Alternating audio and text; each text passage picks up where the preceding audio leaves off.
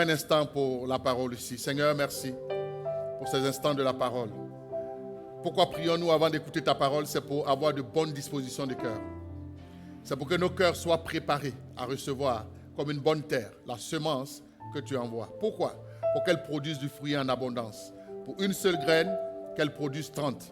Pour une seule graine, qu'elle produise 60. Pour une seule graine encore, qu'elle produise 100. Père, nous voulons prier que ce midi, ta présence à travers cette parole vienne à nous. Ton conseil à travers cette parole vienne à nous. Ta puissance à travers cette parole vienne à nous. Au nom puissant et précieux de Jésus-Christ de Nazareth. Seigneur, je prie encore que le canal que je suis soit constamment soumis à toi. Que le Saint-Esprit me parle et que de ta part, Saint-Esprit, je transmette fidèlement la pensée de Dieu. Merci Père. Je veux diminuer et te laisser croître. Je veux disparaître et te laisser paraître. Je veux que ton nom soit glorifié encore une fois à travers ces instants. Merci Seigneur de m'utiliser. Car de l'instrument et de l'instrumentiste, c'est l'instrumentiste qui est plus grand. Oui Seigneur, tu es plus grand. Toute la gloire est à toi. Merci pour ces instants.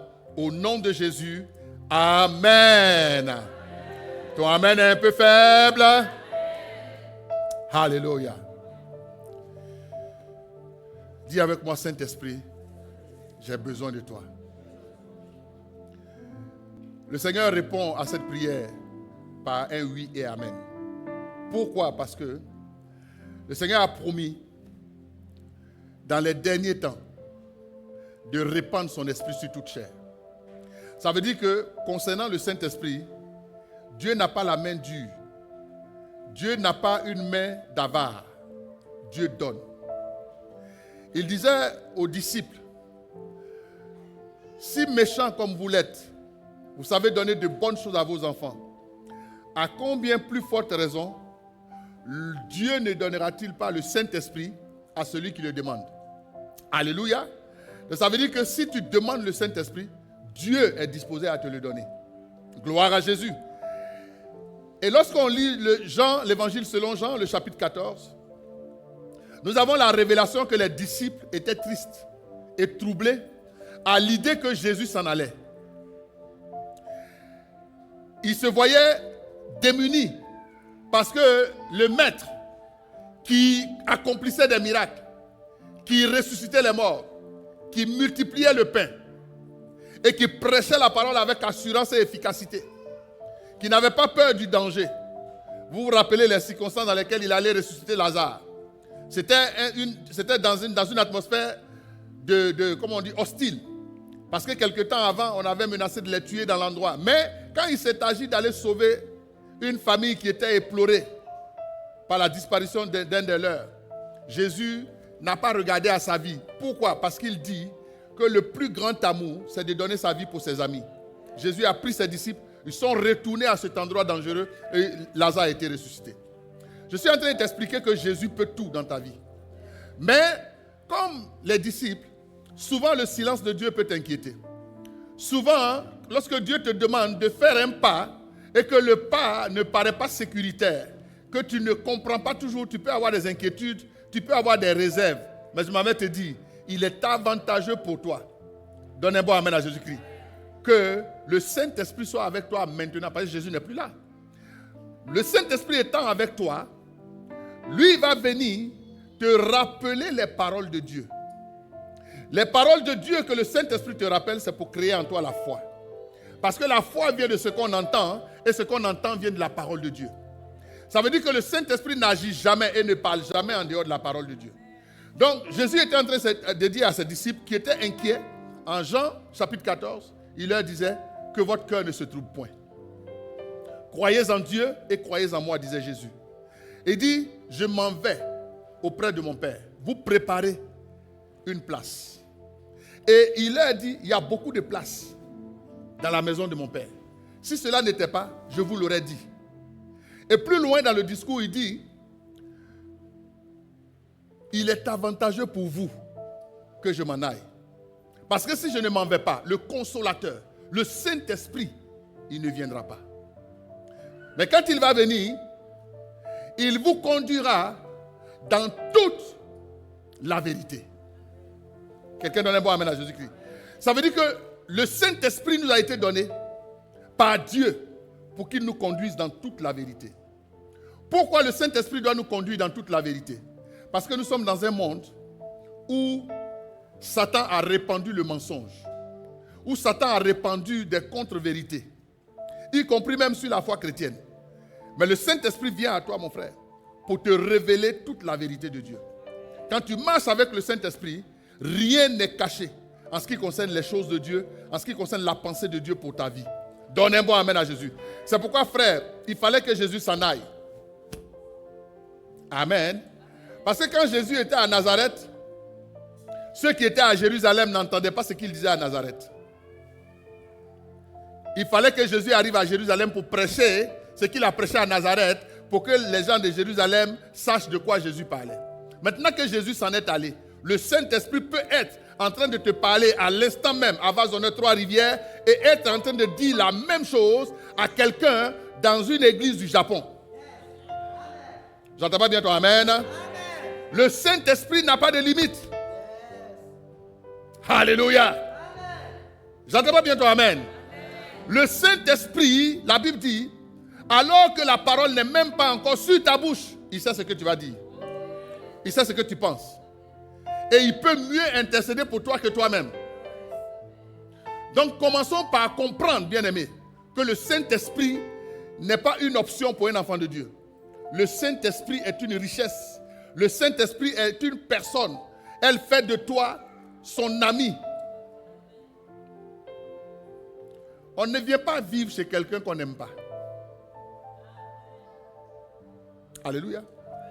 Le Saint-Esprit a décidé d'habiter en chacun de nous. Ce matin, sinon ce midi, pendant que je te parle, le Saint-Esprit habite en toi. Pendant que moi je prêche, le Saint-Esprit habite en moi. Donc il a décidé de faire de chacun de nous sa maison, son temple. Quelqu'un donne un bon amen à Jésus-Christ. Donc ça c'est le premier don, le don dont tu dois être conscient. Le fait que Dieu nous ait donné le Saint-Esprit, excusez-moi les pléonasmes, pour qu'il soit notre compagnon de tous les jours. J'entends pas bien ton amen. Non seulement il vient nous conduire dans toute la vérité, mais le Saint-Esprit vient comme un consolateur. Il vient te consoler de tes échecs. Parce que frère, dans la vie, on a souvent pris des coups. Les échecs font mal. Et quand une personne échoue, elle est en décrépitude. Elle est brisée. Quelquefois, certains ne supportant même pas l'échec, vont jusqu'à sauter la vie. L'échec fait mal, l'échec est rude. Mais la Bible dit, le Saint-Esprit vient comme un consolateur. Il vient pour te consoler dans tes échecs. Les échecs, ça peut être les mauvais choix de vie que tu as fait. C'est peut-être les mauvais choix de vie que nous avons fait. Les temps où nous disions, ma vie m'appartient, je fais ce que je veux. On a pris des décisions qui n'étaient pas les bonnes. Elles sont venues avec des conséquences. Mais le Saint-Esprit vient avec nous pour réparer tout cela et nous conduire dans toute la vérité. Quelqu'un donne un bon amen à Jésus-Christ. Donc, le premier don que tu dois apprécier, c'est le Saint-Esprit lui-même. Parce que quand on parle des dons spirituels, en fait, ça veut dire les dons de l'Esprit. Si tu n'as pas reçu l'Esprit, tu ne peux pas recevoir ces dons. Il faut d'abord recevoir celui qui donne avant de recevoir les dons de celui qui donne. Alléluia. J'entends pas bien ton amen.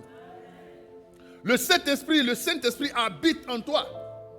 Et nous avons expliqué que lorsque le Saint-Esprit est venu dans l'église, il a fait des cadeaux à l'église.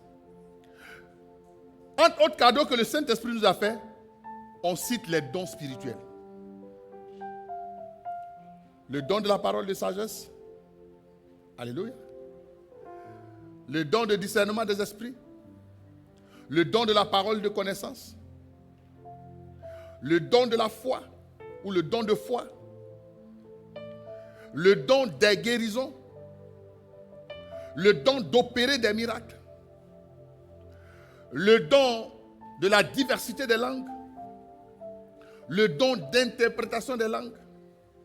et le don de la prophétie ou le don de prophétie. Tous ces dons, c'est parce que le Saint-Esprit est venu que l'Église les a pour l'édification commune. Quelqu'un donne un bon amen à Jésus-Christ. Il y a d'autres cadeaux que le Saint-Esprit nous a fait. Regardez par exemple, c'est le Saint-Esprit qui transforme une personne impatiente en une personne qui est patiente. Parce que la patience est un fruit de l'Esprit.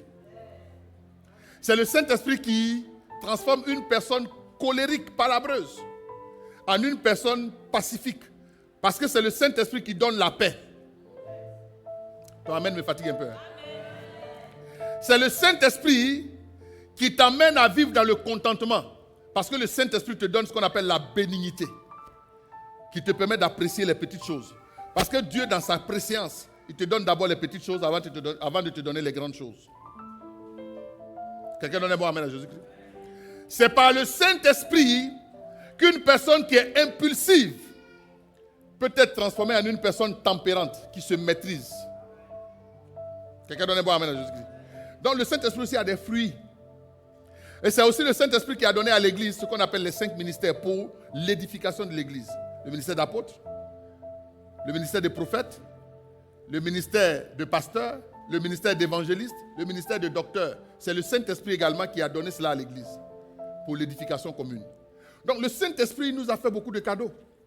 Quelqu'un donne un bon amen à Jésus-Christ. Mais ce que Dieu m'instruit de te dire, c'est que ce n'est pas toujours ce que Dieu a promis de te donner que tu saisis. Tu sais pourquoi? Parce que entre le moment où Dieu te parle, pour te faire une promesse, pour te montrer une direction vers laquelle tu dois partir, il y a toujours, retiens toujours, une adversité dont tu dois triompher. Lorsqu'on lit Luc le chapitre 4, depuis le premier verset, la Bible dit Jésus, revêtu du Saint-Esprit, est allé dans le désert pour que dans le désert, il puisse faire 40 jours de jeûne. Quand il a fini les 40 jours de jeûne, la Bible dit, Satan est venu le tenter à 3 reprises.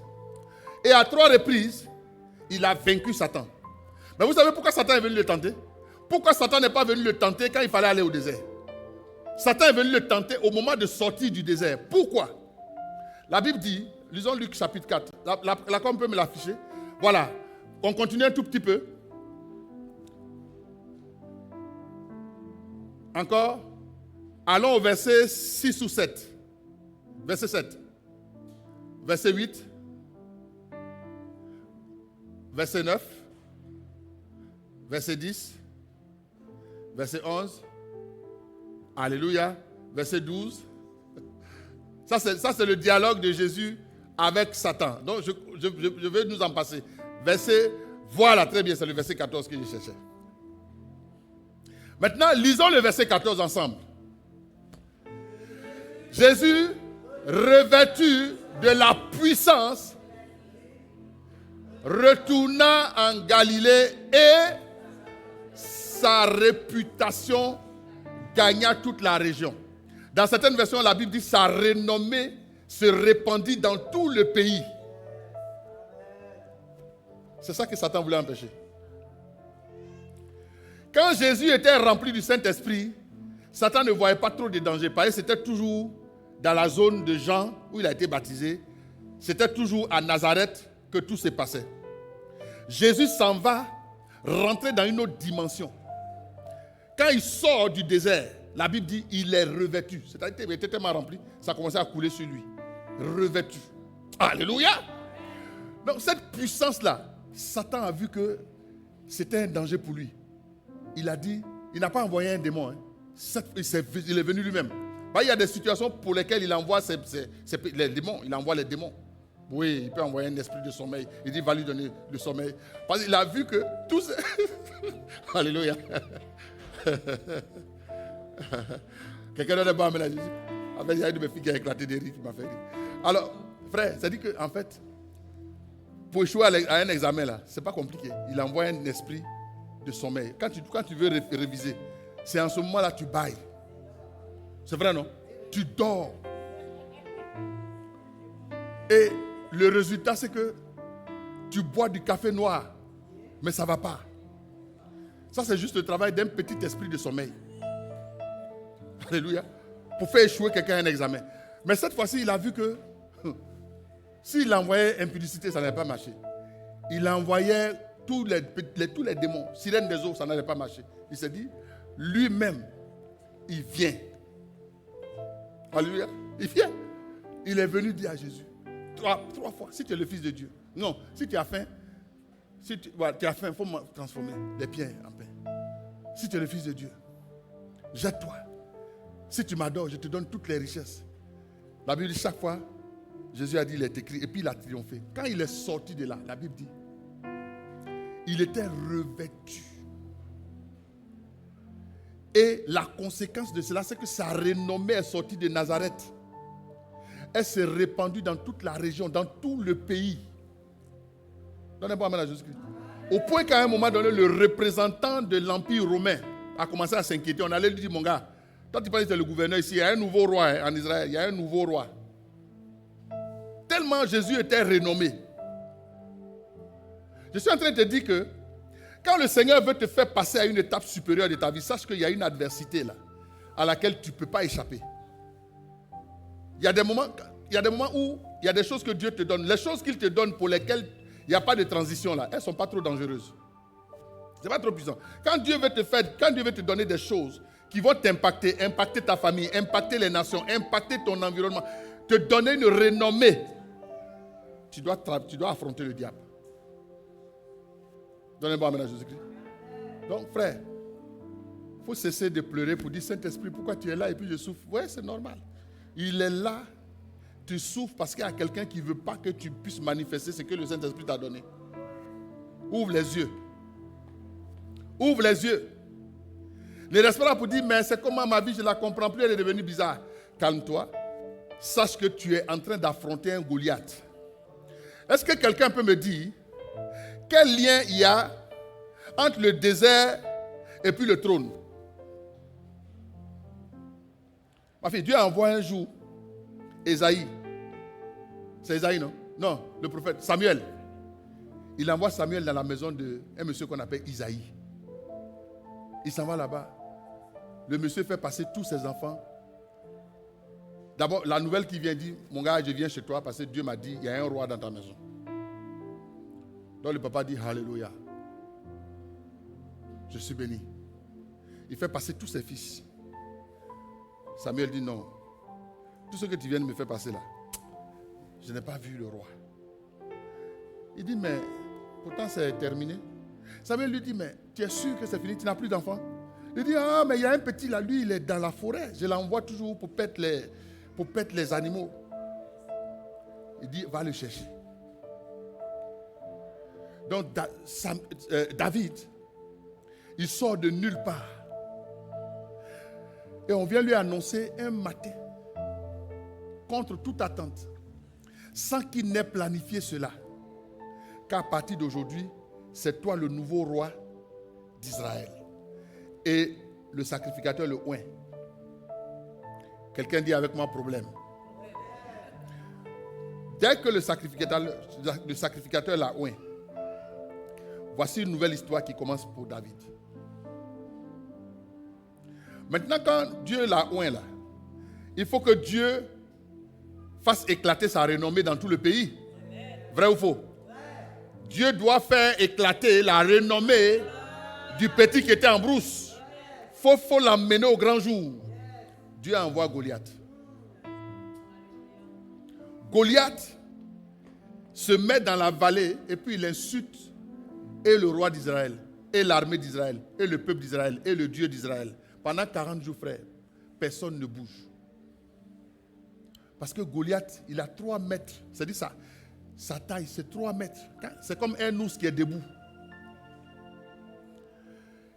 Pour faire l'histoire courte, David vient et puis il tue Goliath, dont tout le monde avait peur. Ce même jour, les femmes de Jérusalem sont rentrées en studio. Alléluia. Elles ont enregistré une chanson. Alléluia. Saül en a tué 1000. David en a tué 10 000. Et vous connaissez les femmes, quand elles sont décidées, frère, tu ne peux pas. La chanson a rempli le royaume.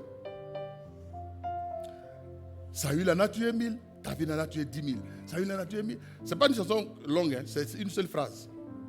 Mais la Bible dit, David, qui venait de tuer Goliath, va rentrer dans une autre adversité. Tout ça là, c'est un chemin pour le trône. Hein? Saül, qui a entendu la chanson, a dit, mais pourquoi on lui en donne 10 000 et à moi on donne 1000? C'est une foutaise. Moi qui suis le roi depuis longtemps, qui ai remporté toutes les batailles, quel peuple qui peut être aussi ingrat. Il a juste tué Goliath. Ils ont transformé Goliath en 10 000 et à moi on donne 1000. La Bible dit, Saül était tourmenté par la chanson. Au point qu'un esprit mauvais est rentré en lui. Quand la chanson sonne dans sa tête, Saül a tué 1000. David a tué 10 000. Il devient fou en même temps. On est obligé de l'attraper pour dire au roi, qu'est-ce qui se passe? Il ne peut pas expliquer. Il y a un démon qui le tourmente. On lui a dit à la fin, il y a un jeune là. Quand lui joue là, il joue la harpe là. Il est ouin. Ça chasse les démons. On dit appelez-le. Le jeune qu'on appelle s'appelle David. Alléluia! Le même David, Dieu va maintenant le prendre des champs de bataille pour aller lui faire visiter le royaume, le palais. Le palais qu'il va occuper. Non, ton amen est faible. On va prier pour terminer, je ne sais pas. Je peux continuer? Alléluia! Alléluia. Tu sais, quand Dieu veut t'élever, les circonstances lui appartiennent. Les circonstances lui appartiennent. Il arrive, il joue la harpe, Saül est délivré. Chaque fois qu'il joue la harpe, Saül est en paix. Mais un jour, pendant qu'il était en train de jouer la harpe, Saül prend sa lance et l'envoie vers David. David échappe de justesse à la lance qui était prévue pour le tuer. Quand la main de Dieu est sur toi, quand un projet de Dieu est sur ta vie, c'est Dieu lui-même qui prend le soin de te protéger. Dieu prend sur lui de te protéger de l'adversité. Mais sache que tu ne vas pas échapper à l'adversité. Parce que l'adversité fait partie de l'histoire. Dès cet instant, David sent que sa vie est en danger. Il fuit le palais. Il fuit le palais. Direction le désert. Il s'en va vivre dans les grottes. Il devient le fugitif numéro 1 recherché en Israël. Saül a mis toute son armée à la recherche de David. Toute son armée. Et ce n'était pas une affaire d'aller le chercher, envoyer le moi. Lui-même, il était sur le terrain.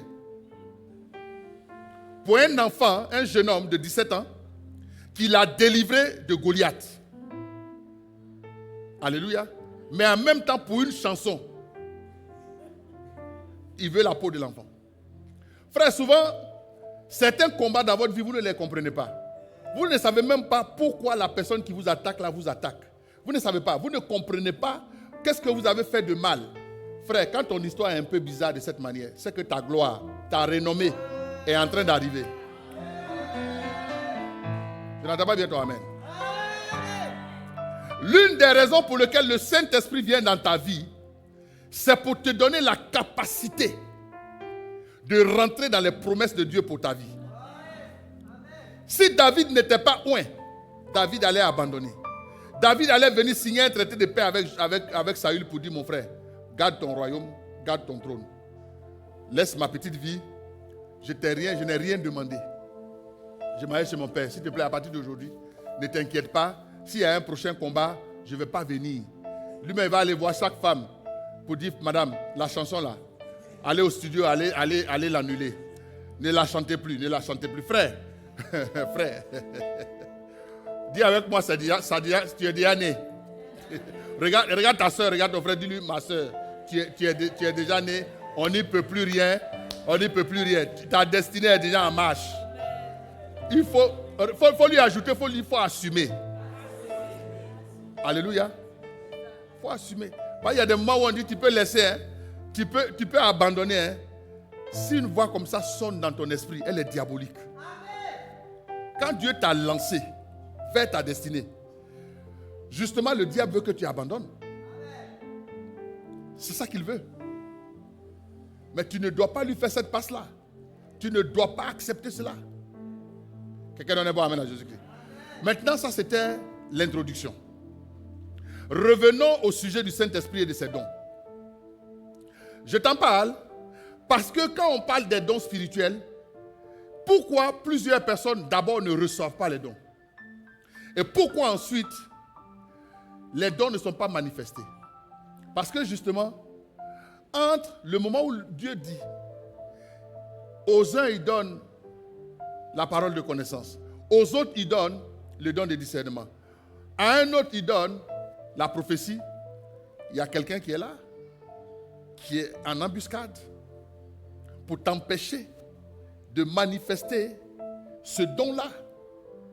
Regarde, je vais t'expliquer que la Bible dit qu'un homme est habile dans son ouvrage, l'habileté, c'est-à-dire quand un homme accentue ses compétences, sa maîtrise dans un domaine, la Bible dit il se tient près des grands. En d'autres termes, sa renommée augmente. Donc, quand tu vas exercer les dons et que ça va atteindre un niveau de développement, un niveau, quand ça va atteindre ce qu'on appelle l'épopée, c'est-à-dire un niveau d'achèvement, tu seras révélé. Amen. Il se peut que TVA vienne faire un reportage chez toi pour savoir. Mon fils, donne-moi ton nom. Kylian. Kenneth Adjen. Waouh. Tu as un bon prénom, hein? Kenneth Adjen. Tu le connais? Un homme de l'esprit. Si Dieu t'amène dans cette dimension, tu seras heureux, non? Mais je suis en train de te décrire le chemin, mon frère. Quand tu arrives au niveau de Kenneth Adjen, ce n'est plus juste TVA, c'est la terre tout entière qui cherche à te voir. Alléluia.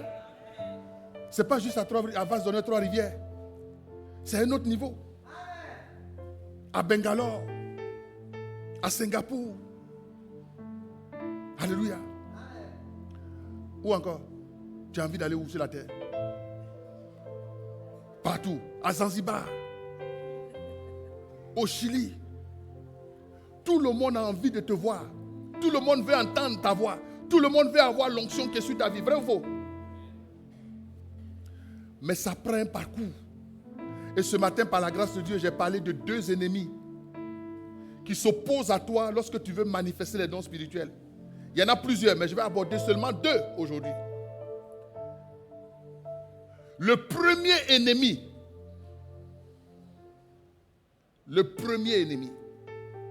qui se dresse sur ton chemin quand tu dois recevoir les dons de l'esprit, le premier, c'est l'incrédulité. L'incrédulité. L'incrédulité. L'incrédulité, c'est le fait, pour simplifier, l'incrédulité, c'est le fait de ne pas croire. Quand David est arrivé sur le champ de bataille, ses grands frères lui ont dit, petit prétentieux, retourne. Tu nous as donné la nourriture, arrête de poser des questions. Ils ont commencé à dire, non, mais toi, tu aimes toujours ça, tu es un prétentieux, on ne croit pas en toi. Allez, pars d'ici. Ça s'appelle l'incrédulité. Et voici, je vais vous lire un passage. Jean 6, le verset 30. Alléluia, on peut lire le premier passage ensemble. Jean 6, le verset 30. On lit ensemble la parole de Dieu dans la version seconde. Là-bas, c'est écrit quoi? Ok, lisons ici. Quel signe miraculeux fais-tu donc, lui dit-il, afin que nous le voyions et que nous croyions en toi. Que fais-tu? Verset 31. Nos ancêtres ont mangé la manne dans le désert, comme cela est écrit, il leur a donné le pain du ciel à manger. Verset 32. Jésus leur dit, En vérité, je vous le dis, ce n'est pas Moïse qui vous a donné le pain du ciel, mais c'est mon Père qui vous donne le vrai pain du ciel. En effet, le pain de Dieu, c'est celui qui est descendu du ciel et qui donne la vie au monde. Verset 34. Il lui dit, alors Seigneur, donne-nous toujours ce pain-là. Verset 35. Jésus leur dit, c'est moi qui suis le pain de vie. Celui qui vient à moi n'aura jamais faim, et celui qui croit en moi n'aura jamais soif. Verset 36. Mais je vous l'ai dit, vous m'avez vu et pourtant vous ne croyez pas. Alléluia. Ça s'appelle l'incrédulité. Un incrédule, il a juste décidé d'être incrédule. Si tu ressuscites un mort devant un incrédule, il va te dire, oh, c'est-à-dire la personne n'était pas bien morte. Je vous assure.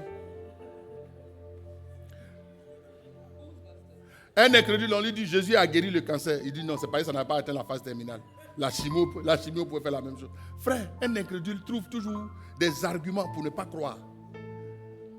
Les gens voyaient Jésus guérir les malades, redresser le dos d'une femme qui souffrait pendant 18 ans, courbée.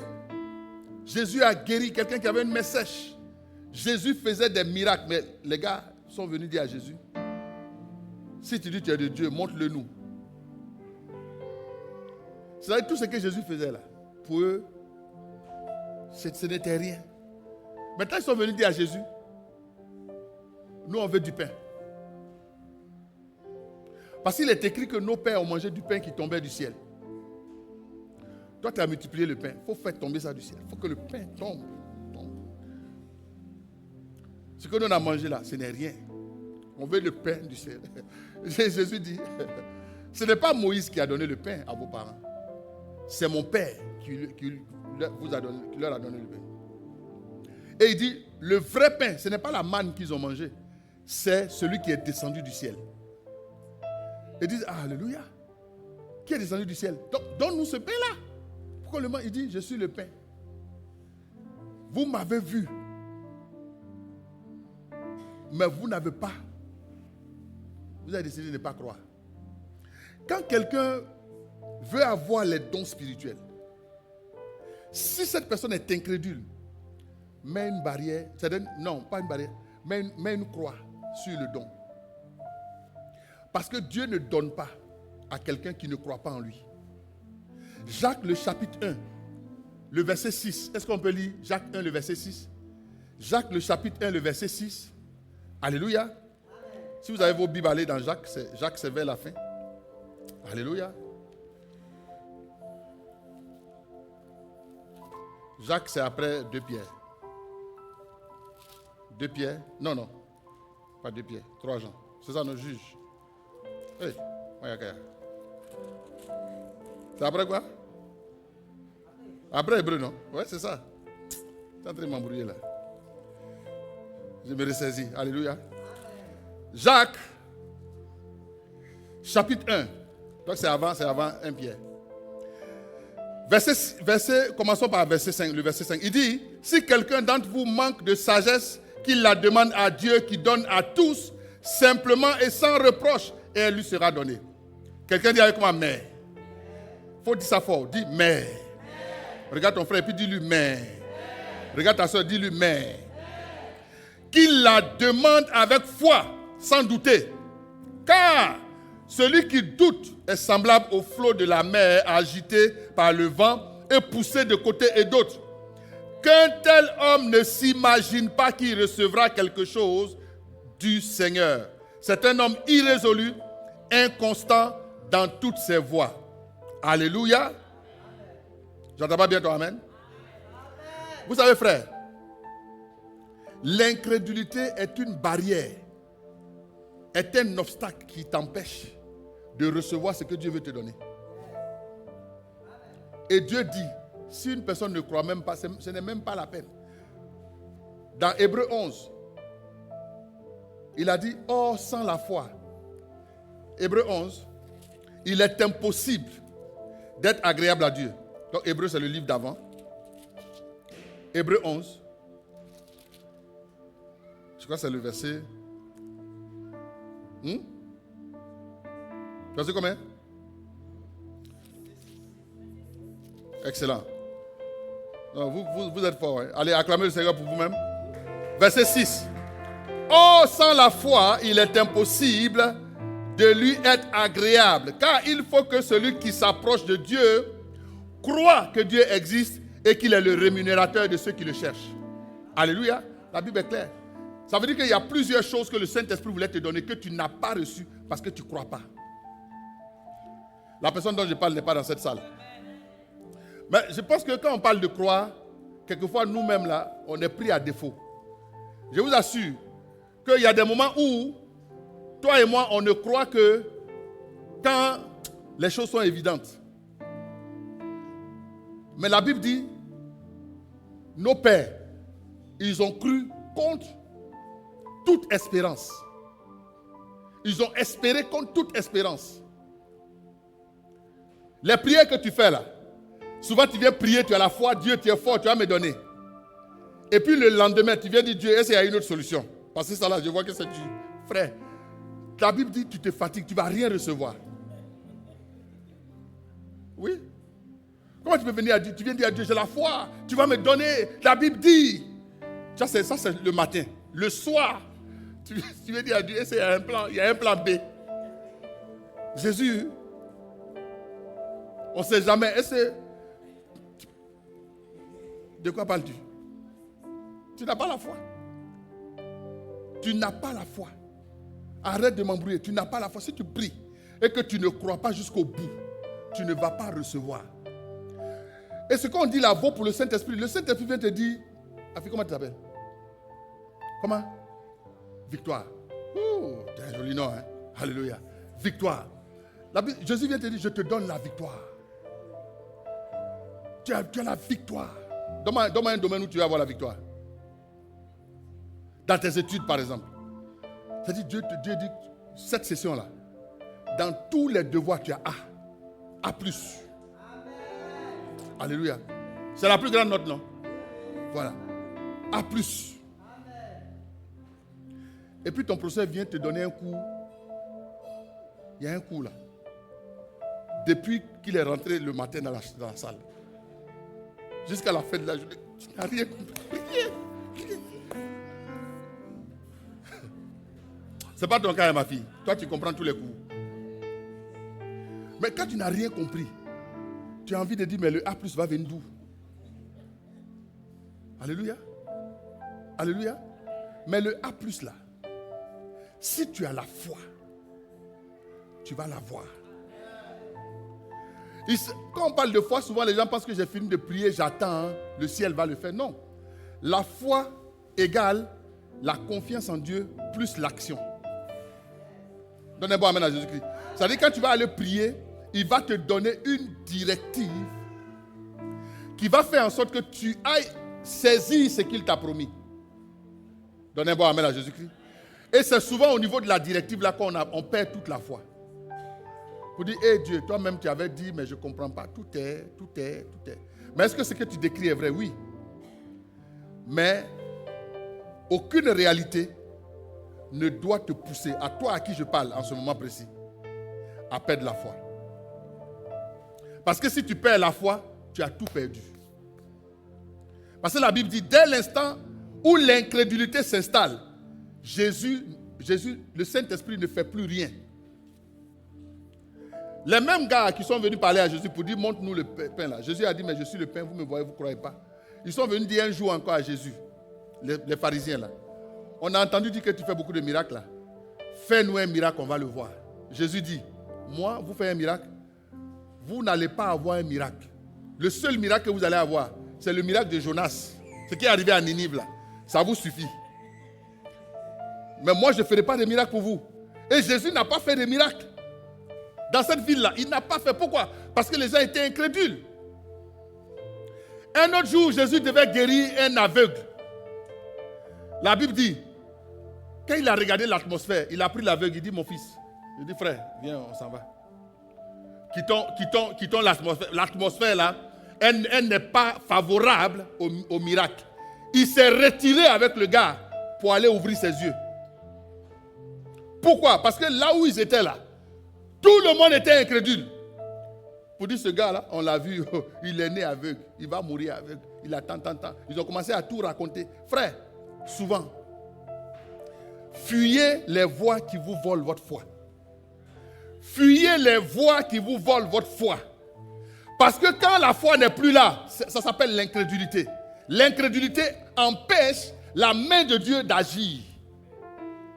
Parce que celui qui n'a pas la foi, la Bible dit qu'il ne s'imagine pas qu'il va recevoir quelque chose de la part de Dieu. C'est clair. La foi est le bras qui va chercher la réponse de Dieu pour toi dans le spirituel. Quand il n'y a pas de foi, il n'y a pas de miracle. J'entends pas bien toi, amen. Hein? Maintenant, qu'est-ce que la foi? La foi, c'est une confiance inébranlable en Dieu. Tu lui fais juste confiance. S'il dit jette-toi du toit, tu dis s'il l'a dit, c'est qu'il a une solution. Alléluia. Il t'a dit de te jeter, pourtant il y a la loi de la pesanteur qui dit que quand tu te jettes, tu tombes. Alléluia. Mais s'il t'a dit jette-toi, s'il vous plaît, n'allez pas sur les immeubles pour vous jeter. Vous dites, Pasteur Max a prêché aujourd'hui. J'entends la voix du Saint-Esprit qui me dit, jette-toi de l'étage. Mayakaya, Remantaya, jette-toi. Non, frère, pardon. Il faut que l'évangile soit équilibré. Alléluia. Luc chapitre 4. Satan est venu dire à Jésus, si tu es le Fils de Dieu, jette-toi. Car il est écrit à ton sujet qu'il va ordonner à des anges de venir te porter de peur que ton pied ne heurte contre une pierre. C'est ça, non? Jésus a dit quoi? Il dit, je ne saute pas. Parce qu'il est écrit, tu ne vas pas tenter ton Dieu. Alléluia. Il y a un pasteur qui est mort. Vous savez, tenter Dieu là, ça ne connaît pas pasteur, ça ne connaît pas évangéliste, ça ne connaît pas prophète. Il a appelé tous ses fidèles. Il dit, il croit en la Bible.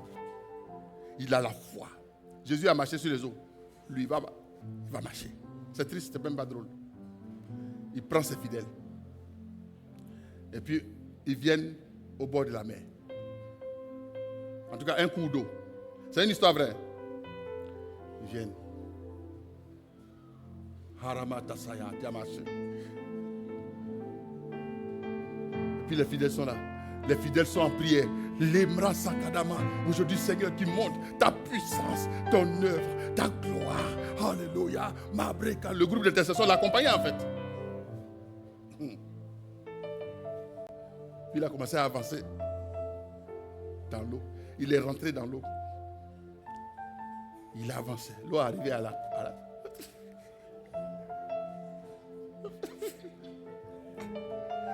On n'est pas sage. Hein? On n'est pas sage. Tu veux marcher sur l'eau, mais l'eau t'arrive à la taille. Il faut sortir de l'eau.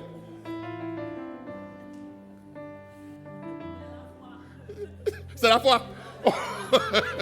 La poussée d'Archimède. Alléluia. Il avait foi à la poussée d'Archimède. Oh, frère. Il avançait. L'eau arrivait au cou. Une affaire où tu dis aux gens que tu vas marcher sur l'eau. L'eau est à ton cou. Sors de l'eau, mon frère. Mais tu vois le groupe d'intercession. Matayana. Remata.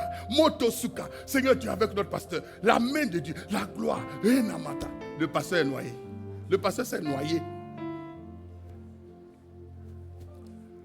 Parce que frère, tu sais quoi? Je vais t'expliquer pourquoi il ne voulait pas sortir. C'est un autre ennemi de la manifestation des œuvres de Dieu dans ta vie. Il s'appelle l'orgueil. C'est l'orgueil qui a fait que quand l'eau a commencé à monter, prendre sa taille, prendre son cou, prendre sa tête, il n'a pas fui pour dire aux gens, pardonnez, je ne marche plus sur l'eau. Alléluia. Ça fait quoi si tu échoues? C'est pas grave. Et il a vu, les caméras vont dire quoi? Les gens vont dire quoi?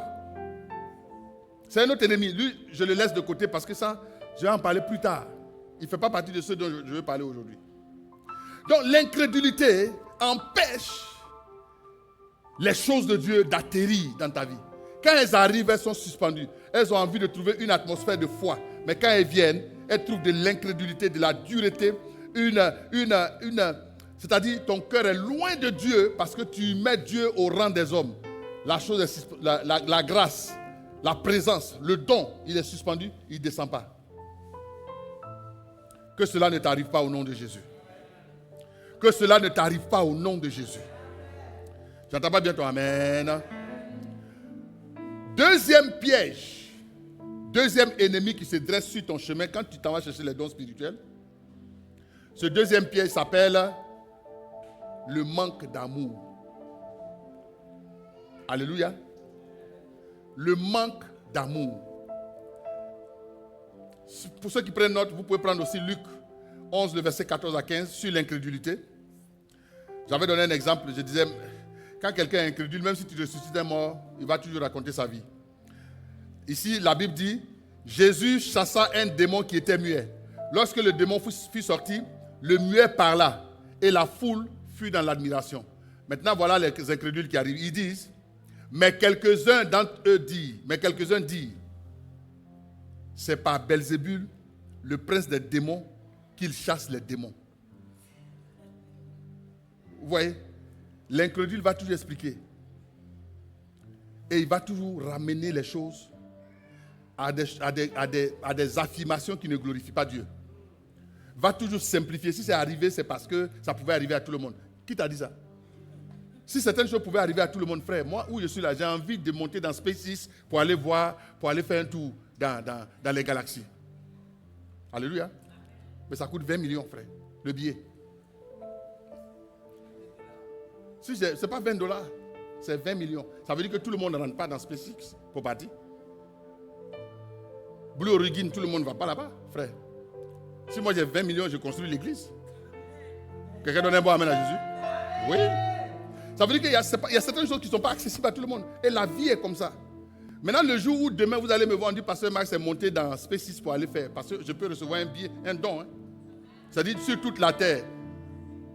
Un jour, Elon Musk peut tomber sur ma vidéo. Et puis il dit, il y a un pasteur à Trois-Rivières. Il dit, il a envie de vivre l'expérience spatiale. Allez l'inviter spécialement. C'est mon invité personnel. Lui, il ne paye pas. Alléluia. Quand ça va arriver, frère, ne soyez pas jaloux. N'essayez pas d'expliquer que c'est normal. Parce que, frère, un incrédule foncièrement est d'abord jaloux. Et un incrédule foncièrement est d'abord quelqu'un qui ne respecte pas Dieu. Parce qu'il croit que Dieu ne peut pas faire l'extraordinaire. Tous les gens qui sont là pour dire non, si c'est arrivé, c'est parce que certainement elle a des gars. C'est parce que ton frère, une personne peut réussir à l'université sans avoir des gars. La main de Dieu peut donner une intelligence surnaturelle à une personne pour la faire prospérer.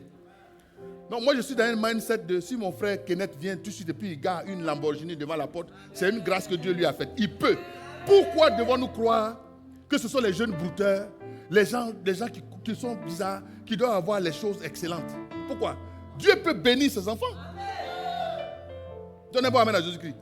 Et quand tu vois la gloire de Dieu dans la vie de ta soeur, elle porte un tailleur de chez quoi? Comment on appelle les grandes marques là? Chanel. Quand elle passe, il ne faut pas venir dire elle veut quoi? Elle veut me démontrer. Non. Elle n'a pas affaire à toi. Elle ne t'a pas insulté. Elle porte son Chanel, elle passe, elle s'est parfumée. Quel parfum est dangereux là? Comment? Louis Vuitton, voilà. Elle met Louis Vuitton, c'est des parfums de 1500 $. Elle met ça et puis elle passe. Toi, tu sens l'odeur, puis tu dis, c'est quelle odeur ça? Mon frère, c'est une odeur de 1500 $. Alléluia. La personne, elle ne t'a pas insulté. Il ne faut pas être incrédule. Parce que quand tu es incrédule pour ne pas reconnaître la gloire de Dieu dans sa vie, elle ne vient pas sur toi. C'est un point important. Hein? C'est un point très important. Souvent, certains frères sont à l'université et disent, Pasteur, je ne m'en sors pas. Quand j'étudie, je ne comprends pas. Mais j'ai la réponse pour toi. Il y a des frères ici, quand ils étudient, ils comprennent vite. Va humblement les voir. Il ne faut pas dire non, c'est parce que leur programme n'est pas fort, pour moi, est fort. C'est faux. C'est faux. Va les voir, ils vont prier pour toi, ils vont t'expliquer comment ils font pour réussir. Ça s'appelle l'humilité. Mais d'abord, il faut reconnaître que la main de Dieu agit à travers leur vie. Ce n'est pas Belzébul. Donnez-moi un amen à Jésus. Dernière chose, maintenant, je disais le manque d'amour. Il me reste 5 minutes chrono. La gestion de Christ, c'est mon temps, non? Ok, excellent. Il me reste encore un peu de temps. Alléluia. Quelqu'un donne un bon amen à Jésus. 1 Corinthiens 13, et j'aime le lire dans la version du semeur parce que c'est vraiment terre à terre.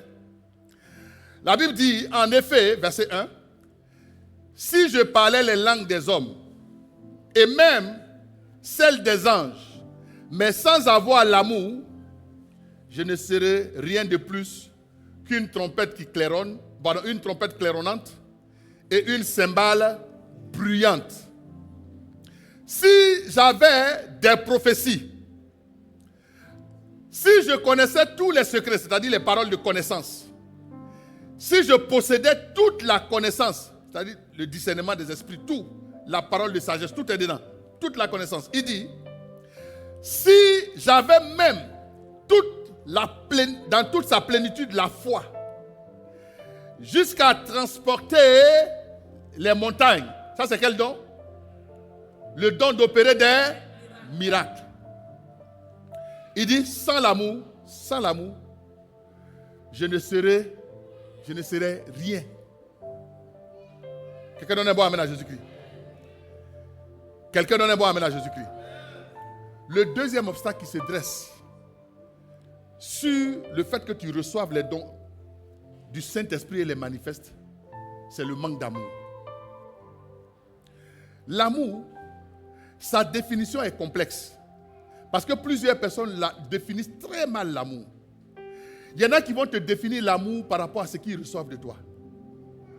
Si tu les appelles chaque jour, la personne peut témoigner à tout le monde que tu l'aimes. Alléluia.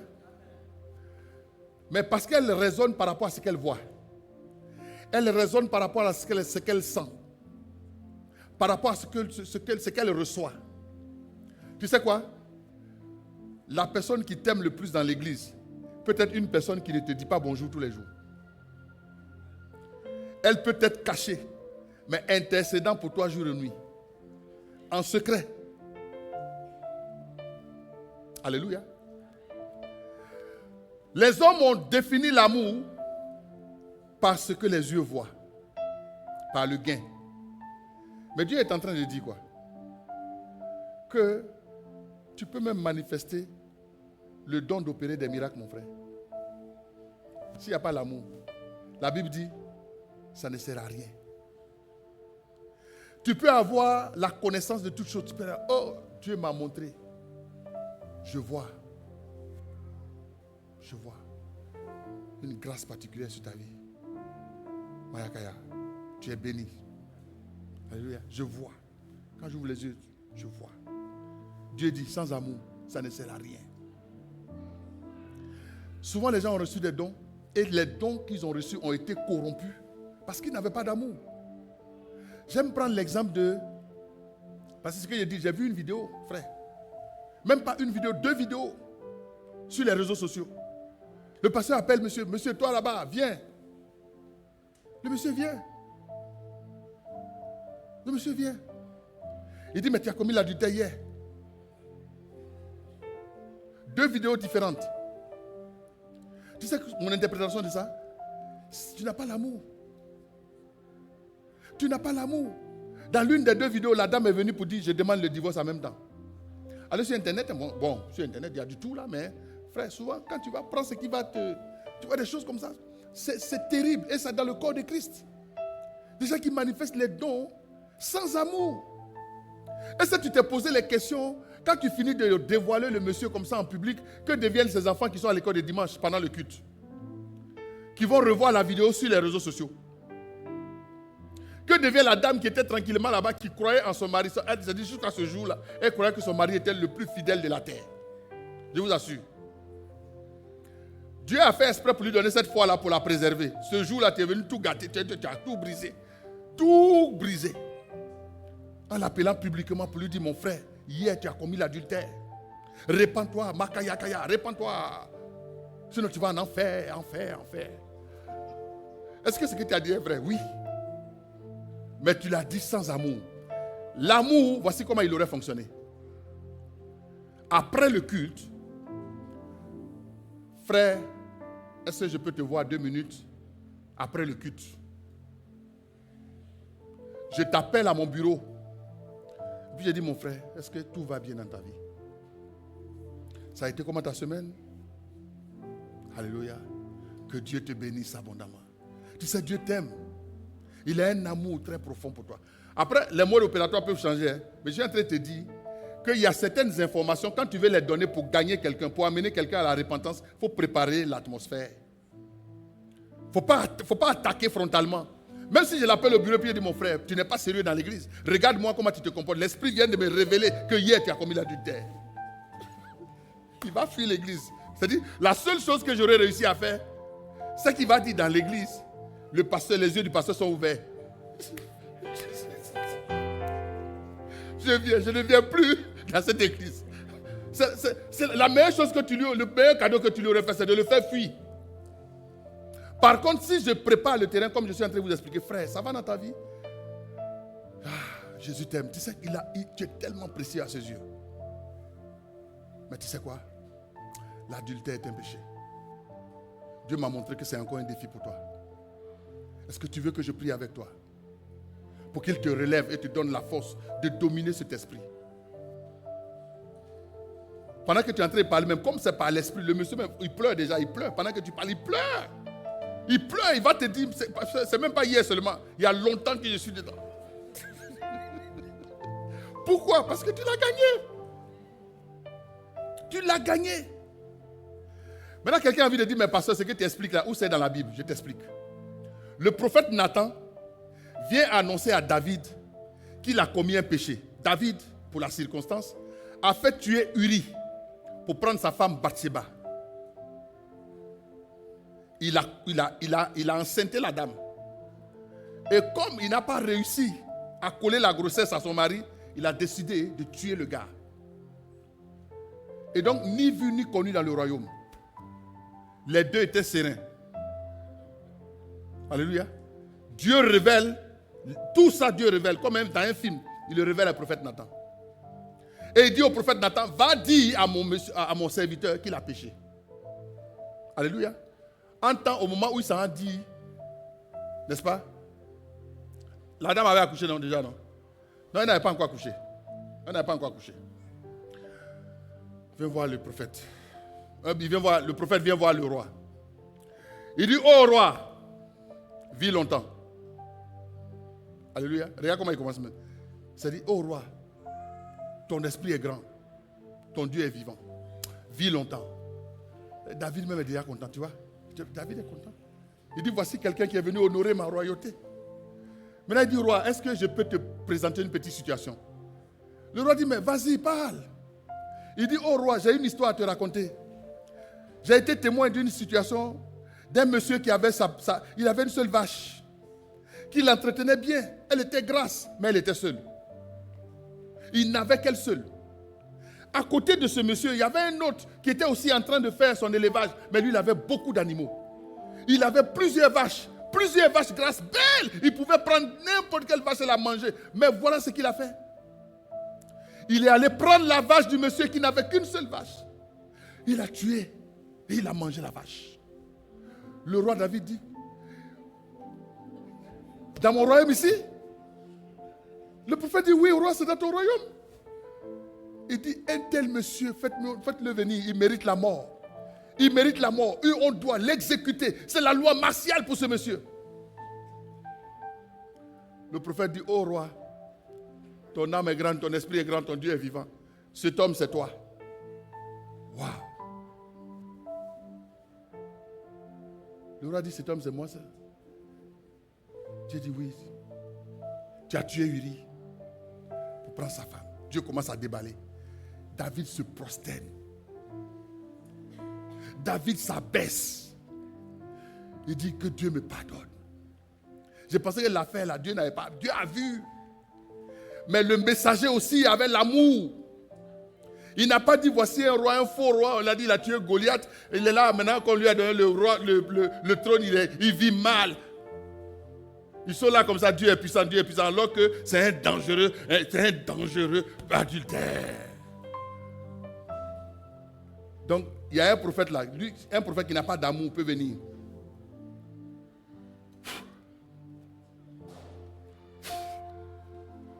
Roi, je viens te parler. Il n'était pas permis de prendre la femme de Uri. Tu as pris la femme de Uri, comme Jean-Baptiste, ma soeur, c'est vrai, pasteur. Comme Jean-Baptiste, exactement Jean-Baptiste. Vous voyez les deux tableaux? Dans les deux tableaux, c'est une manifestation des dons spirituels. Mais il y a un qui a l'amour, il y a un qui ne comprend pas ce qu'on appelle l'amour. La fin de celui qui ne comprenait pas ce qu'on appelle l'amour, là. On va faire l'histoire courte. On a coupé sa tête. Jean-Baptiste, on a coupé sa tête. Est-ce que ce qu'il disait était vrai? Oui. Mais il allait dire, il allait prophétiser. Il a dit au roi, devant la femme concernée, il n'était pas permis de prendre la femme de ton frère. La femme était là. La femme s'est dit, ah, donc toi, tu ne fais pas ton ministère. C'est sur moi que tu envoies ton affaire. Moi, tu veux me faire perdre la place de première dame. Ok, on verra de toi et de moi qui va gagner la bataille. Jean-Baptiste s'est créé des problèmes. Frère, si un don est manifesté sans amour, il te met toi-même en danger aussi. C'est pourquoi le Seigneur dit, il ne faut pas manifester le don sans amour. Parce que sinon, il ne sert à rien. Que Dieu te préserve. Vous savez, le manque d'amour crée beaucoup de problèmes dans notre société. J'avais dit ça au premier culte, je vais le répéter. Vous savez, il me reste 2 minutes. Je vais dire ça en 2 minutes rapides. Amen. Donc, dans le premier cas de David, Dieu a sauvé David. Et David s'est repenti. Dans le deuxième cas, la parole de connaissance là, elle n'a pas sauvé le roi. Elle a fait tuer le prophète. C'était Jean-Baptiste. Pour que vous compreniez bien. Maintenant, l'amour, qu'est-ce que c'est? L'amour dont je parle là, qu'est-ce que c'est? L'amour, c'est un don de soi. Tu te dis, et si j'étais à sa place, comment j'aurais aimé qu'on me traite? Si tu traites les gens comme tu veux être traité, Dieu te traitera comme tu souhaites être traité. Que donnez-vous amen à Jésus. Ce qui arrive, c'est que plusieurs personnes n'aiment pas. Avec le don de soi. Plusieurs personnes aiment par intérêt. Alors Dieu m'a révélé ces derniers temps pourquoi plusieurs médiations que je fais dans le domaine des mariages, des couples, échouent. Parce que je me posais la question, je dis, mais Seigneur, on fait tout, on s'assoit pendant 5 heures de temps, on parle, on reparle. Pourquoi ça ne marche pas? Parce que ça n'arrive pas qu'une fois. Moi, il m'est arrivé de prendre un couple au téléphone de 19h jusqu'à 6h du matin. Authentique, ce n'est pas dans un film, ici au Canada. 19h jusqu'à 6h. Il y a eu des moments où, ici, je m'assois avec le couple, on est là, jusqu'à 4h du matin. C'est-à-dire, on finit le culte, tout le monde est fatigué. Je dois aller au travail le lendemain, mais c'est une vie. On doit s'occuper de la vie. Jusqu'à 4h. Mais ça ne marche pas. Tu prends la Bible, tu lis la Bible. Vous priez, vous vous tenez les mains. Vous baya, Shabbat, vous combattez. Alléluia. Mais à la fin, les deux ne sont plus ensemble. Mais quand c'est comme ça, un homme de Dieu, tu te poses des questions. Tu dis, mais Seigneur, c'est quoi l'histoire? Maintenant, Dieu va m'expliquer. Il m'a expliqué terre à terre. Parce que Dieu, il aime les images. Il dit, fils, tous les efforts que tu as faits là, si c'était dans un autre pays, sur la planète Terre, où il n'y a pas d'allocation des enfants, un pays où on ne donne pas beaucoup d'argent à un parent monoparental, un pays où ça n'arrange pas de se séparer. Quand tu te sépares, les impôts, les retours d'impôts, ça fonctionne de ta situation, ça augmente. Alléluia. Tu as des chèques spéciaux. Si ce n'était pas un pays de ce genre-là, il y a beaucoup de médiations que tu as faites, qui devaient marcher. Mais les gens se séparent parce que ça les arrange. Et ça, je n'ai pas peur de le dire parce que ce n'est pas que c'est arrivé une seule fois, c'est arrivé plusieurs fois. Oui, c'est arrivé plusieurs fois. Le jour où on va couper les allocations familiales à ceux qui divorcent, vous allez voir, on va pas régler beaucoup de problèmes. Non, je vous assure, quand on va s'asseoir, quand on va parler, les gens vont s'entendre. Parce que quand on va dire, si vous êtes en palabre dans le couple, et qu'on fait qu'il y a un médiateur, pas le médiateur, ça peut être ton pasteur, ça peut être un médiateur, ça peut être en tout cas quelqu'un qui vient pour arranger. Si un médiateur vient, et que vous vous accordez, au travail déjà, on te met un bonus de 50% sur ton taux horaire. Écoutez-moi bien. Et on double ton retour d'impôt. C'est-à-dire, on ne va même pas appeler le pasteur. On règle ça entre nous. Si on appelle le pasteur, c'est pour laisser des traces. Pour dire qu'il y a eu un médiateur. Quand tu finis la trace, tu envoies ça à ton employeur. Tu finis, tu envoies à Revenu Québec, Revenu Canada. Pourquoi on multiplie ce qu'on va te donner par 3? Vrai ou faux? On n'allait pas régler les problèmes pendant 5 heures de temps. Je vous assure. On a essayé de dire, pasteur, oui, nous, on a compris avant que tu ne viennes. Alléluia, amen. Vous savez pourquoi il en est ainsi? Parce que notre cœur est dur. Nous sommes méchants à la base. On n'aime pas. Le jour où Dieu va éprouver ton amour, c'est le jour où ce que tu voulais que ton prochain te donne, ton mari te donne, ta femme te donne, il n'a pas la capacité de te donner. C'est à ce moment-là que ton amour est éprouvé. Si tu lui dis, donne-moi une Ferrari, et puis tu donnes la Ferrari, frère, la vie est belle. Mais le jour où tu vas lui dire, pas une Ferrari, dis simplement, donne-moi une Kia. Quoi ça? C'est trop cher. De donner quoi? Alléluia. Le verset dit quoi? Il dit voilà, c'est à cause de la dureté de vos cœurs que Moïse a permis de répudier vos femmes. Sinon, au commencement, il n'en était pas ainsi. Même Ève qui a trompé, Ève qui a provoqué la catastrophe, et puis on les a chassés du jardin de Dieu. Adam est resté avec elle. Non, mais c'est la parole. Acclame bien Jésus. Qui n'aime pas le bonheur? Ève fait qu'on les chasse du jardin. Tu sais quoi, mon frère? Adam dit à sa chérie, ma chérie, c'est pas grave, c'est déjà arrivé, c'est gâté. Allons-y, on va réparer ensemble. Vrai ou faux? Au commencement, il n'en était pas ainsi. Adam nous en a donné la preuve. Sarah n'avait pas d'enfant. Dieu a dit à Abraham, tu vas avoir un enfant. Il n'avait pas d'enfant. Ils ont vieilli. Les dents tombaient, mais c'était ensemble. Quelqu'un n'a pas dit où est le fils de la promesse. À partir d'aujourd'hui, c'est Sarah même qui est venue mélanger l'histoire. Sinon, Abraham n'était pas dans cette gamme-là. Je reviens pour te dire. Si tu aimes à cause des allocations, tu n'aimes pas vraiment. Si dans tes plans tu réfléchis, parce que paraît qu'il y a une certaine communauté là, eux ils aiment ça. C'est-à-dire que quand les gens se mettent ensemble, le plan est déjà préparé à l'avance. Parce que si ça ne marche pas, on gagne plus. Donc on s'arrange pour gâter. Pourquoi? Pour gagner plus d'argent. Mais la Bible dit que sert-il à un homme de gagner toute la terre, tout le monde, s'il perd son âme?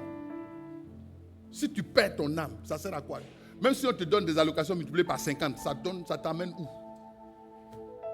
Et maintenant, je vais vous dire comment certaines vies sont détruites dans un pays, dans un si beau pays qu'est le nôtre. J'aime beaucoup le Canada. Tout ce qui est quand on aide une personne qui est... Parce qu'il y a des situations où vraiment c'est critique. Le monsieur frappe la femme. S'il te plaît, on ne va pas dire... Un jour, j'ai parlé à une de mes filles. Elle dit, pasteur, tu veux que je meure? Je lui ai dit, non, je ne veux pas que tu meurs. Elle dit, bon, pasteur, donc il faut prier pour moi. Faut me laisser. Parce que tu ne vis pas avec moi ici. J'ai dit, ma vie. Dieu soit avec toi. Je prie pour toi. Alléluia. Oui, il y a des moments où il ne faut pas porter la mort des gens sur la conscience. Il y a des cas comme ça, qui sont des cas extrêmes. Ça là, je les mets de côté. Mais je parle de cas simples. Il ne t'a pas dit bonjour. Pour ça là, tu vas lui expliquer ce que c'est la terre. Ça, je t'assure, Dieu n'est pas avec toi si tu te comportes comme ça. Alors, pour clôturer, un jour j'étais ici à l'église.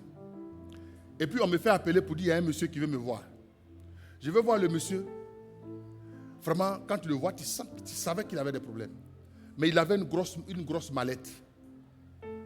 Le monsieur vient me voir et dit, pasteur, j'ai cherché dans le rayon et puis on m'a dit qu'il y a une église ici. Je suis venu vous voir pour que vous puissiez garder ma mallette là. Je lui ai dit, mais il y a quoi dans la mallette? Il ouvre la mallette, ce sont les clés des mécaniciens là. C'était rempli de clés. Et je lui dis, ok. Il dit, je veux que vous la gardiez parce que je viens de divorcer. Ma femme a tout pris. Et y compris mon garage. Donc maintenant, je dois tout reprendre à zéro. Donc je suis venu ici en espérant que quelqu'un, j'ai trouvé un garage où on m'embauche pour me débrouiller. Quand j'aurai un coin pour moi-même, je vais venir chercher ma caisse. Parce que pour l'instant, j'ai trouvé une place dans un refuge. Mon cœur était déchiré. Je lui ai dit, si on peut t'aider, on est disponible. Mais déjà, j'ai dit aux gens d'amener. La mallette était lourde. On est venu la garder ici. Bon, on a vérifié d'abord qu'il n'y avait pas de choses dedans. Alléluia. Et après, il est revenu chercher la mallette. Mais ce monsieur, il était brisé. Il devait tout recommencer. Vous pensez que c'est ça l'amour? Ce n'est pas ça l'amour selon Dieu. Ça peut être l'amour selon les hommes. Mais l'amour selon Dieu, là, ce n'est pas ce qu'on vit là. Où on se lave les langues quand tout est beau. Alléluia. Bon, ou bien on ne dit pas comme ça. Je m'excuse. Il y a certains frères qui pensent que je vais les oublier. Le code de ton téléphone que ta femme ne doit pas avoir là. Est-ce que tu peux m'expliquer pourquoi? Peux-tu m'expliquer pourquoi ta femme n'a pas tous les codes de tes comptes bancaires? Frère, c'est ce que vous faites après. Vous dites, j'ai travaillé pour ma famille. Tu as travaillé pour quelle famille? On ne sait même pas où l'argent est. Tu travailles pour qui? Je touche du bois. Si une situation arrive, ton téléphone est resté fermé pendant 25 ans, personne n'a vu le code de ton compte. Où l'argent est resté? L'argent souvent va rester dans les assurances, va rester dans les banques, et puis ça va retomber dans le domaine public. Pourtant, il y a des héritiers. Tu sais, la base de ça, c'est la méchanceté. Il faut arrêter ça. Regarde ton frère, il faut dire arrête. Donne le code. Donnez bon amen à Jésus-Christ. Donne le code, frère, donne le code. Il y a des frères qui sont tellement compliqués. Regardez, le code. Il fait code là. Le code est compliqué. On tourne 15 fois. Il y a des codes avec les points là. On fait les points. 1, 2, 3. 1, 2, 3. 1, 2, 3. 7 fois. Quand ça finit, on met maintenant sur le visage. Et puis quand le visage finit, on met maintenant le pouce. Tout ça, c'est pourquoi. Non, mais en fait, ça montre que tu n'aimes pas. Parce que si tu aimes, tu dois être nu. Oh, donne un bon amen. Une personne qui aime, qui ne se met pas nu, n'aime pas vraiment. Quand il dit nu, il y en a qui pensent à l'autre. Non, ce n'est pas de ça que je parle. Je ne parle pas de l'autre nudité. Mais il y en a qui ne se mettent nus que quand il s'agit de l'autre nudité là, où on doit se connaître là. Mais être nu là, c'est être transparent. Ton code là, la première personne qui doit le connaître, c'est ta femme.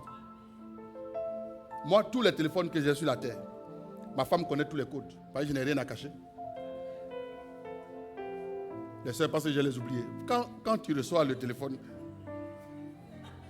et puis on te donne le coup de fil. Pourquoi tu cours à le téléphone pour te mettre dans la douche pour répondre? Tu caches quoi? Non, ça fait que, en fait, tu ne fais rien de mauvais, mais on doute. Par ton attitude. On t'appelle, ton mari est là, il faut parler. Si c'est un monsieur qui te drague, il faut dire, je suis déjà marié, mon mari est devant moi. Tu veux lui parler, il va partir. Mais tu te caches. Tu prends le téléphone, tu t'en sous le lit et puis tu réponds. Quand tu sors de là, que veux-tu que ton mari pense? On dit, ayez donné les codes. Ton mari t'a donné tous ces codes. Toi, tu gardes 2 codes à côté. dans ces codes cachés là, ton mari n'est pas au courant des allocations qui vont là-bas. Les allocations des enfants, tu gères ça. Vous avez vu, il y a un mot qu'on emploie là. Dans un pays que je connais, on dit tu gères ça en bris. Dis avec moi, en bris. C'est-à-dire que personne ne doit parler de toi, c'est toi celui qui gère. Ton mari ne sait même pas combien on donne aux enfants. Tout ça, ce n'est pas l'amour. Pourquoi sur les questions d'argent, on découvre le vrai visage des gens? Il faut arrêter. Être nu, c'est être transparent. Sois transparent. Ton téléphone, donne ça à ta conjointe sans que ton cœur ne batte. Si tu es correct là, tu n'as pas à t'avoir peur. Mais si après tu salues les jeunes soeurs, ma soeur, ça va, tu es jolie, elle est dans l'église, là, quand je te vois, alors que tu es marié, arrête. Si tu es marié, pourquoi tu écris à une soeur qui est en train de chercher un fiancé? Et puis toi, tu lui envoies un message pour dire, mais tu es jolie, elle est sur la terre, je t'apprécie beaucoup. Tu sais quoi, c'est le péché, c'est le paganisme. Mais c'est à cause des choses bizarres comme ça que tu ne veux pas qu'on voit ton téléphone. Parce que si ta femme voit tous les bisous que tu envoies aux soeurs de l'église qui ne sont pas tes femmes. Alors qu'elle-même, quand tu lui écris dans la journée, tu envoies toujours les émoticônes où les sourcils sont renfrognés. Pour dire, où sont les enfants?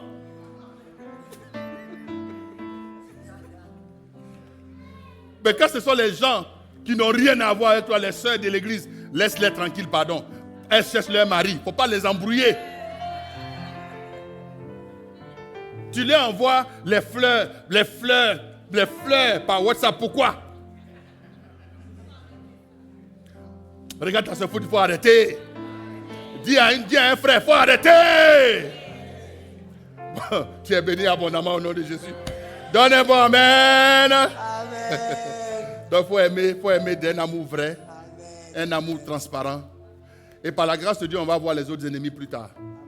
Entre autres, il y en a plusieurs. Il y a par exemple le désir de paraître, l'orgueil, qui sont des choses qui peuvent aussi bloquer. Mais par la grâce de Dieu, on va en parler un peu plus tard. Alléluia. Amen. Est-ce que quelqu'un aime la parole de Dieu? Amen. Acclame bien Jésus.